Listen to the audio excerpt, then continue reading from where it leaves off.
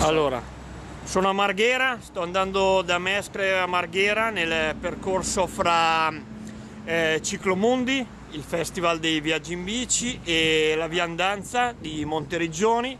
Ho incontrato questo amico brasiliano che si chiama? Mi chiamo Teo e sto viaggiando in bici anch'io, è da 2 mesi e mezzo, adesso finalmente sto tornando a Roma e era un allenamento. Io a metà settembre, massimo fine settembre, parto per il viaggio vero che vado da Roma al Giappone facendo la vecchia via della seta e ci metterò un anno e creerò dei capi di abbigliamento in questi paesi in cui passerò, comprando anche il tessuto lì, e questo è in sé il progetto. In che senso creerai dei capi di abbigliamento, cioè disegni? Disegno, sì. Ma disegni, quindi per chi? Cioè per Io li disegno, se poi andrai nella mia pagina Facebook vedrai che c'è la pagina del progetto, quella della mia crew a Roma e quella del mio marchio di abbigliamento. Sì. Avevo già il marchio di abbigliamento che si chiama The Cockroach. Fammi lo spelling del sito. The Cockroach and Me, che in inglese è THE The Cockroach, COCKROACH,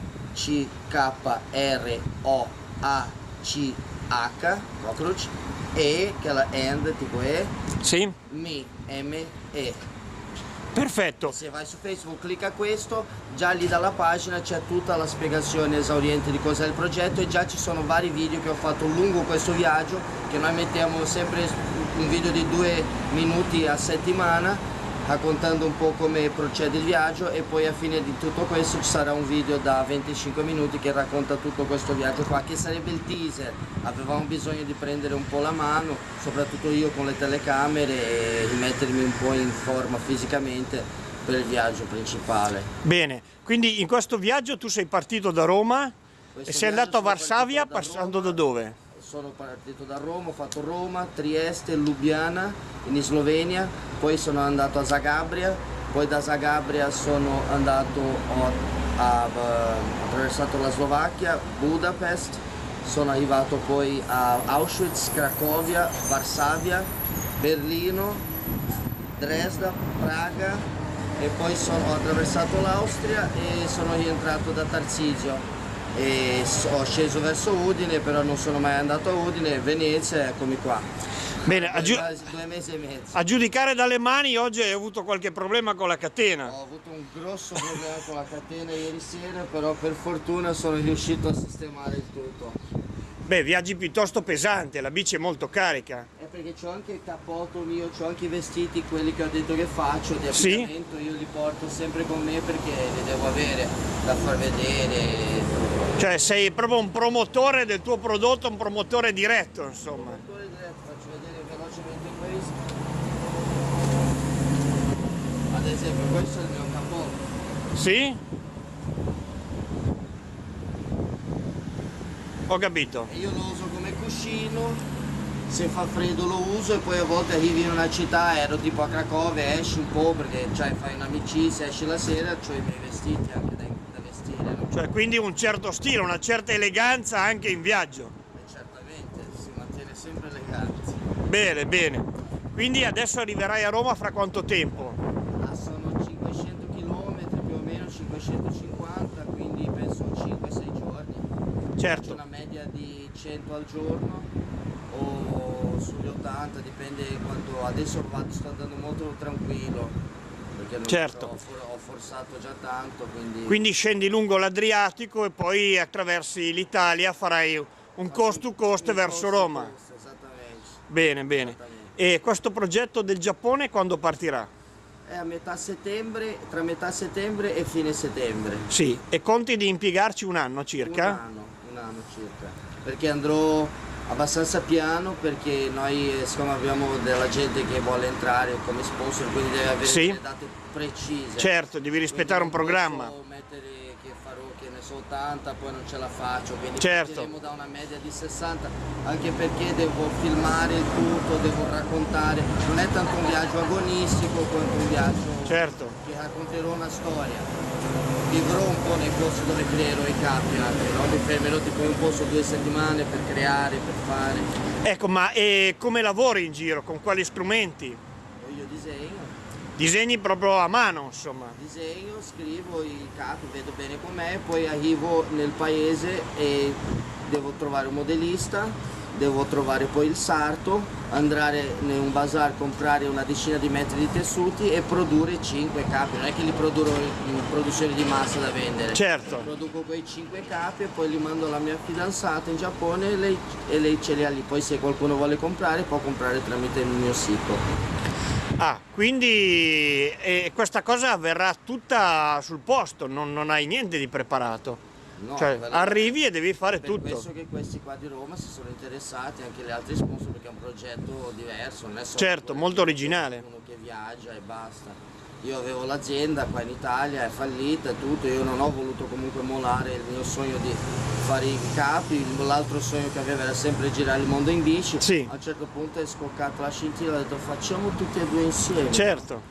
E tu producevi, cioè sei Umbria. designer, eri Sì, designer di produco abbigliamento. in Umbria con una famiglia di sarti umbri da molto Sì. tempo, vedi che è molto super. Sì, sì, io sono figlio di sarti, eh. Ah, grazie. Io sono figlio di sarti. Sì, sì, davvero.